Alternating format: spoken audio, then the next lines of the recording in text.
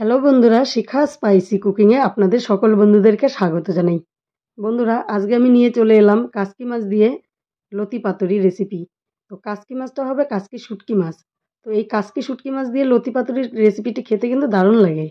তো এই লতি পাতুরিটি আমি কী করে বানাবো আপনারা দেখতে থাকুন। দেখুন বন্ধুরা, এখানে আমি লতিগুলো নিয়েছি, আর লতিগুলো কেটে ধুয়ে পরিষ্কার করে নিয়েছি। তো এবার এর সঙ্গে আমি দিয়ে দেবো এই কাসকি মাছগুলো। কাসকি মাছগুলোকেও আমি সুন্দর করে বেছে নিয়ে তারপরে গরম জলে ধুয়ে আবার ঠান্ডা জলে ধুয়ে নিয়েছি।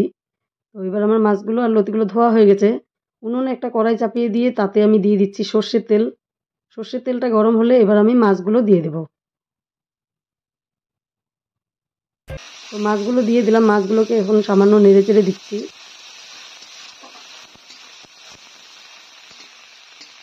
আমার কড়াইটা বড়, যার ফলে মাছটা অল্পটুকু দেখা যাচ্ছে। যাই হোক, এবার মাছগুলোতে আমি সামান্য পরিমাণ হলুদ আর লবণ দিয়ে দেবো। যেহেতু ওই কাসকি মাছগুলোতে আমি হলুদ লবণ আগে থেকে মেখে নিই, শুটকি মাছ তো, যার ফলে আমি পরে লবণ হলুদটা দিলেও অসুবিধে নেই। আপনারা চাইলে এখানে আগে থেকে মেখে নিয়েও দিতে পারেন। মাছগুলো সুন্দর করে ভাজা হয়ে গেছে, এবার আমি একটা পাত্রে তুলে নেব। দেখুন, পাত্রে তুলে নিয়েছি। এবার আমি ওই কড়াইয়ে তেল দিয়ে দিব আরও কিছুটা। সর্ষের তেলই দিয়ে দিলাম। এবার এর সঙ্গে কিছুটা কুচানো রসুন দিয়ে দেব। এবার রসুনটাকে কিছুক্ষণ ভেজে নেব। রসুনটা আগে থেকে দিলে রসুনটা বেশ ভাজা হয়। পেঁয়াজের পরে রসুনটা দিলে একটু ভাজাটা কম হয়, যার ফলে আমি রসুনটাকে আগে দিয়ে দিলাম। এবার একই সঙ্গে দিয়ে দিলাম পেঁয়াজ আর কাঁচা লঙ্কা। তো কাঁচা লঙ্কাটা চেরা কাঁচা লঙ্কাই দিয়েছি, এবার আজকে আর বাটার লঙ্কাটা দিচ্ছি না। তো পেঁয়াজটা দেখুন এরকম ভাজা হয়ে গেছে, এর থেকে বেশি ভাজবো না। এবার আমি লতিগুলো ঢেলে দেব।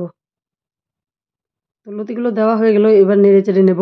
তো তার আগে আমি দিয়ে দিব কিছুটা মশলা। মশলাতে নিয়েছি জিরা গুঁড়ো, ধনে গুঁড়ো, স্বাদ অনুসারে লবণ, হলুদ। একই সঙ্গে দিয়ে দিব কাশ্মীরি রেড চিলি পাউডার। তো এই রেড চিলি পাউডারটাকে চাইলে আপনারা নাও দিতে পারেন। আমি এটা কালারের জন্য দিয়েছি, ঝাল এতে হয় না। এবার সুন্দর করে কষিয়ে নিচ্ছি। তো এটাকে কষিয়ে নিয়ে ফিরে আসছি বন্ধুরা। তো দেখুন বন্ধুরা, অনেকটাই কষানো হয়ে গেছে। 5 থেকে 7 মিনিট কষিয়ে নিয়ে এবার আমি ভেজে রাখা শুটকি মাছগুলো দিয়ে দিলাম।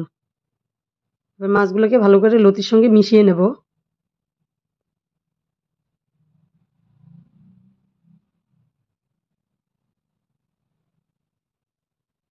তো বন্ধুরা, মাছগুলোকে লতির সঙ্গে আরও 2 থেকে 3 মিনিট মিশিয়ে নিলাম। দেখুন কালারটাও অনেকটা চেঞ্জ হয়ে আসছে সবগুলো। আর কড়াইয়ের নিচ থেকে লেগে যাচ্ছে, যার ফলে এখানে এখন আমি জল দিয়ে দেবো।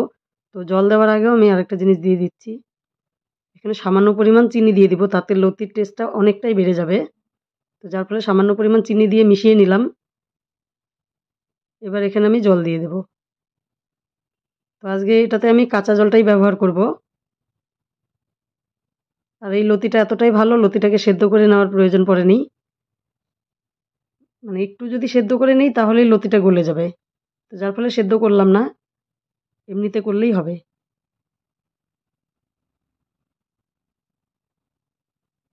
তো নেড়ে চেড়ে দিলাম, এবার একটা থালা দিয়ে আমি ঢেকে রাখবো।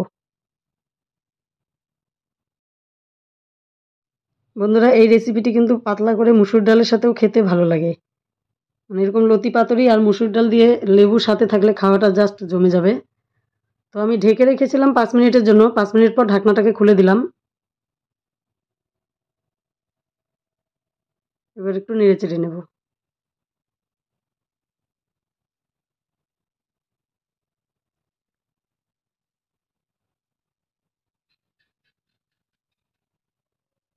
লতিগুলো কিন্তু বেশ সুন্দর সেদ্ধ হয়ে গেছে, দেখিয়ে দিচ্ছি।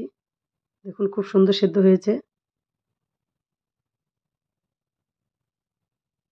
এবারে এই একই সঙ্গে দিয়ে দিব কুচানো ধনেপাতা।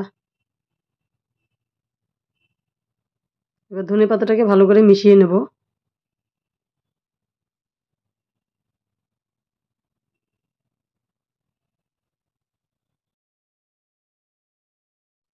তো বন্ধুরা, ধনেপাতাটা দেওয়ার পর আরও 1 মিনিটের মতো জাল করে নিলাম। এবার কিন্তু রান্নাটি পুরোপুরি কমপ্লিট। এবার একটা পাত্রে আমি ঢেলে নেব। তো বন্ধুরা, এই রেসিপিটি দেখে আপনাদের কেমন লাগলো অবশ্যই কমেন্ট করে জানাবেন। ভালো লেগে থাকলে বন্ধুদের সঙ্গে ভিডিওটি শেয়ার করবেন। আর এই শেষ পর্যন্ত ভিডিওটি দেখার জন্য অসংখ্য ধন্যবাদ।